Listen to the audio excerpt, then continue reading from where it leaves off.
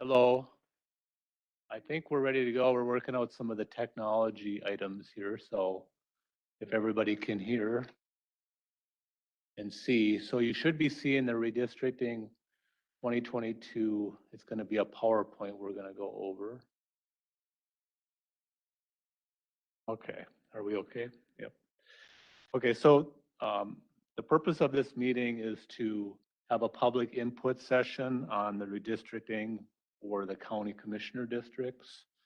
I'm Randy Scheifels, the Stearns County Auditor Treasurer. With me today is Dave Waltz, the Election and Service Center Director, and Roxanne Garretts, the Election Supervisor, and all three of us will be doing some of the slides. So we're going to go over some of the regulations and some of the basics for redistricting.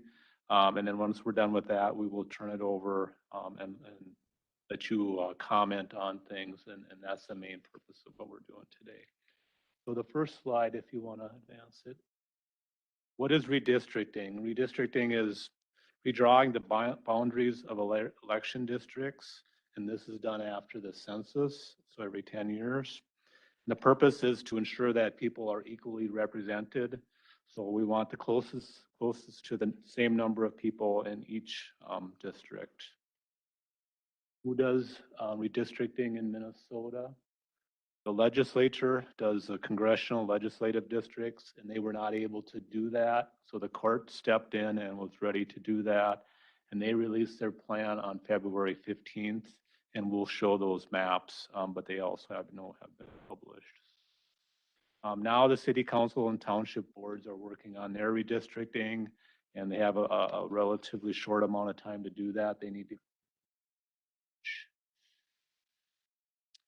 school boards, if they have districts where their representatives are elected, we do redistricting. Stearns County, we don't have any of that. So, and county boards, we are the last ones to do redistricting. So after the cities and townships are done, and then the county board will do their redistricting. So some of the basics on redistricting is congressional legislative boundaries. They can go anywhere. So they start the process and they're trying to, again, have their district an equal population as possible. So they're trying to draw lines to get that equal representation. And then when we get to the county, by then the cities, townships, and the state is done. And we have to follow the lines that have been already established. So the district boundary commission lines is what we'll be following. So we can't make any new lines. Statutory requirements is to adjust the election district boundaries following each federal census. And that's the process that we'll be starting shortly.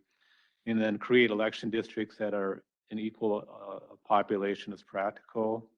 And then I'll turn this over to Roxanne in a little bit here, but also create election districts that are compact, contiguous territory. And Roxanne will kind of go through the details of that. And so with that, I'll turn it over to Roxanne. Okay, so as we move ahead with redistricting, some of the things, the requirements we need to take into consideration is we will redistrict for as many districts as we have commissioners, and the districts are bounded by precinct lines. And as Randy mentioned, they need to be contiguous, regular, and compact. We need to follow the 10% rule, and any plans will need to be filed with the auditor. Contiguous territory, so commissioner districts are composed of contiguous territory, districts that are composed of areas that join each other at a single point, that is not considered contiguous. As we mentioned again, commissioner districts are to be as regular and compact as practical. The 10% rule, district populations cannot vary more than 10% from the average for all districts in the county, unless the result forces a voting precinct to be split. Tests for proper districts. Some of the things we need to look at is population equality, how close to zero variance, the compactness, how close in shape to a circle, Contiguity, are there any islands or peninsulas? And then again, equal protection, are all voters treated in an equal manner? Which commissioners will need to run?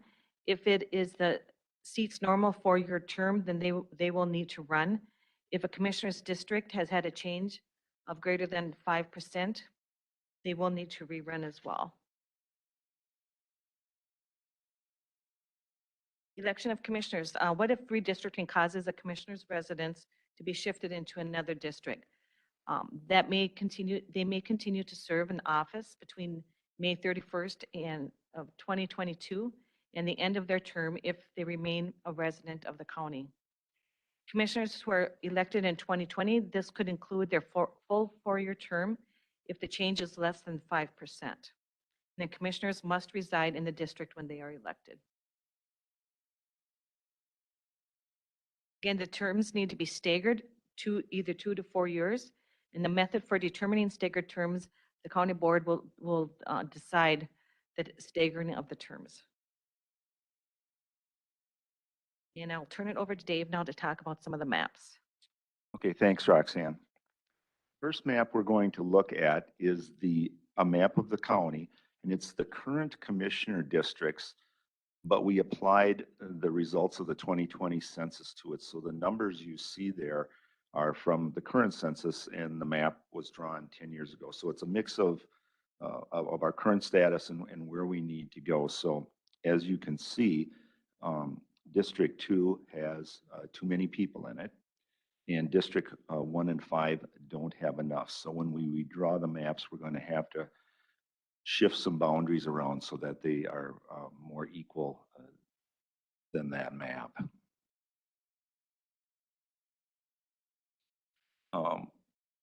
As Randy mentioned earlier, the courts recently redistricted the state and released that information. So here's the congressional district map, and the old boundary between 6 and Stearns County has always been split by 6 and congressional 6 and congressional 7, but the boundary used to run north and south, and I think I lost some of my screen here.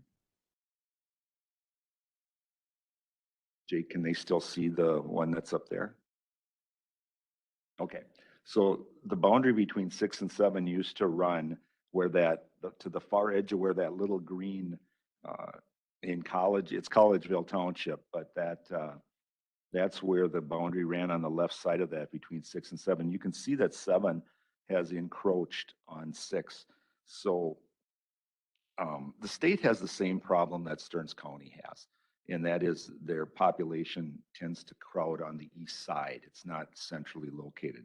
So as a result, the western districts need to move east and occupy more territory in order to get equalized population. So 7 has shifted a couple, in Stearns County, 7 has shifted a couple of townships over, in some cases, 2 full townships over, maybe just 1 township over in order to get 7's taken more and more space. The legislative districts are, there's really not as much change, I think, in this. We've always been represented by 12B, 13A, 13B, and 14A on there, and part of 15. So again, everything is shifted. So in the past, we had no 12A on this map. It's moved from the west. It used to be all the way out by Morris. And because of less population there, they're moving into Stearns County to grab some of ours, which compresses, and it's a little irregular the way 12B comes down just into one township out there. But like I said before, west has to push east to counteract the balance of the metro areas and the suburbs. And then the last one is the Senate districts, which are just, for those of you that don't know, 12 Senate is made up of 12A and 12B legislative. The same is true for 13 13A and 13B legislative make up all of 13 Senate. So there's 2 reps for every senator. That's the way that works. And you can see on 14, there's a little, the green one, there's a couple odd slivers that go up into St. Joe Township, which are going to necessitate the creation of at least one new precinct there to accommodate that. We don't spend a lot of time on analyzing, what these changes made. We're more interested in drawing. Now that we know them, we're more interested in moving forward and drawing the maps. Really doesn't matter that, one particular district pushes this way or that way. We just have to make use of what the information is available to try to craft maps for commissioners going forward. So, and the redistricting schedule is compact, and we were hoping that we would find a couple more weeks in here, but the courts just released their information a week or so ago. We're going to, let's see, the city of St. Cloud is going to redistrict because they are also out of balance. So we need to wait for them to finish. Roxanne, what is the last day for them? The 29th. Thank you. The 29th of March. So once they're done, then we can begin in earnest, and we need to be done by April 26th, which we should be able to meet that deadline. But we really we can play around with some of the numbers and some of the information, but we really can't do a serious job of it till we know where St. Cloud's going to come out, because that's our biggest player. And that is the end of our presentation.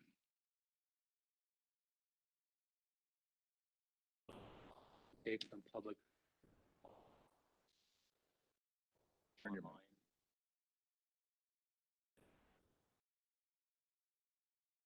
We'll do the online ones first, and then we'll see if there's somebody in the audience.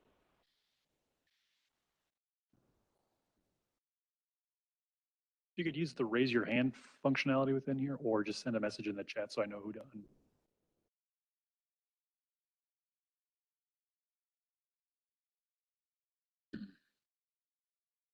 Going once. Oh, who is? Linda, give me one second. Linda has a comment. Yep, hold on one second. I got to unmute you.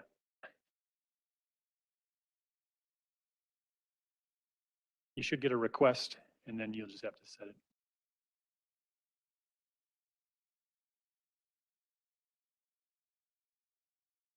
Can't hear you, Linda. Okay, am I unmuted? Oh, we're good now. Good deal. Okay. All right, do you want me to go ahead? Yeah, go ahead, Linda. Okay. For those of you that don't know me, my name is Linda Kachavar, and I live in Waite Park, which is in the County Commissioner District 2. I would like to ask the county to take into consideration the African American community of interest in Waite Park when drawing up your new district boundaries. According to 2020 U.S. Census data, Waite Park saw its population of Black citizens grow by 400%, or 1,770 people over the past 10 years. Sartell, which is also in District 2, saw growth only in its white population. I feel that Waite Park's Black population, as well as its other minority communities, would be better served in District 1, which includes a more diverse population. According to 2020 census data, District 2 has a plus 5,495 deviation from average, and District 1 has a minus 2,887 deviation from average. I would like to suggest the county take into consideration adding all or part of Waite Park to District 1. Thank you for your consideration. Thanks, Linda, for that comment. Who else would have some comments?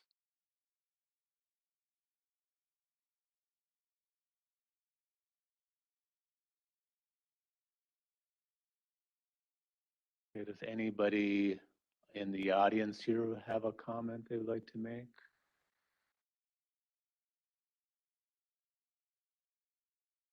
Okay, anybody online? Anybody else would like to have any comments?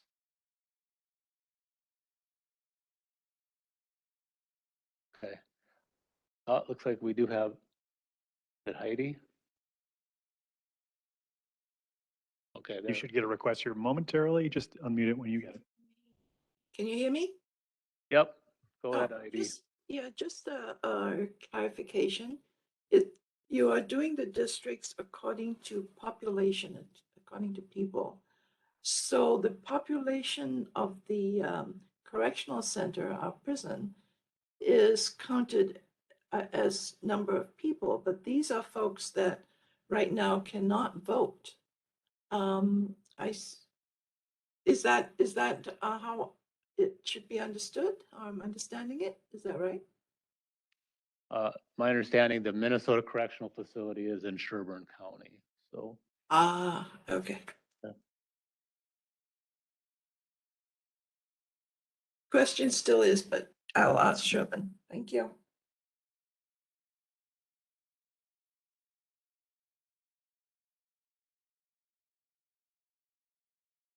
Any other comments? And certainly, on our website, we do have a comment page where you can make comments. So if you have some after today or any time in the next month, certainly you can go on our website and make those comments. So.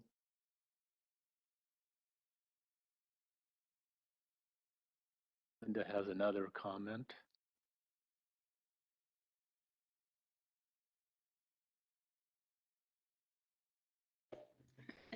Okay, I have a question for you. I have to admit that I wasn't being real diligent in watching your post on your website about tonight's meeting. I found out about it this morning from you, Randy, and also from Terrell. And so we did not have much time to prepare.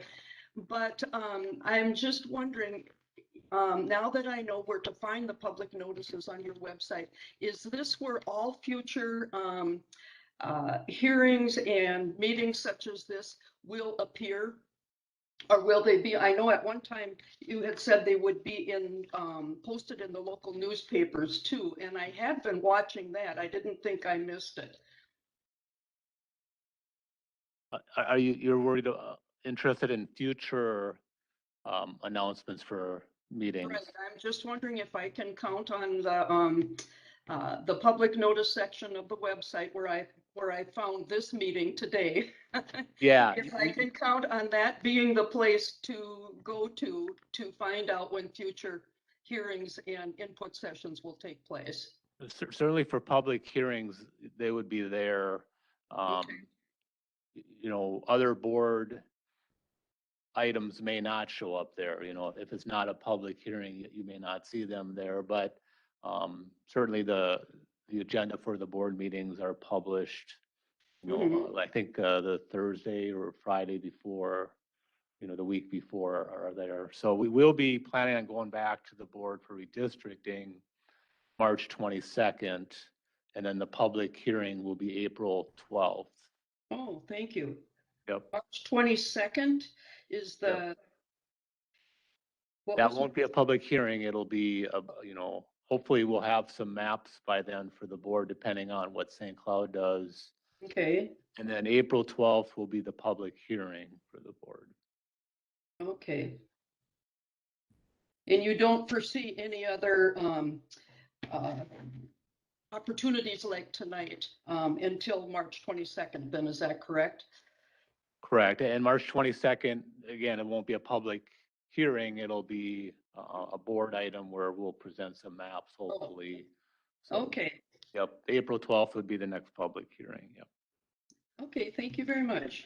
Yeah, and Dave just mentioned to me that certainly you can call me or the election staff, you know, Dave and Roxanne at any time and ask questions. That's, we're available, you know, during business hours, of course. So Okay, does anybody else have any other comments?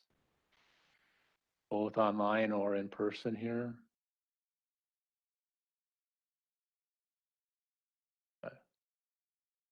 See anybody, Jake? Okay.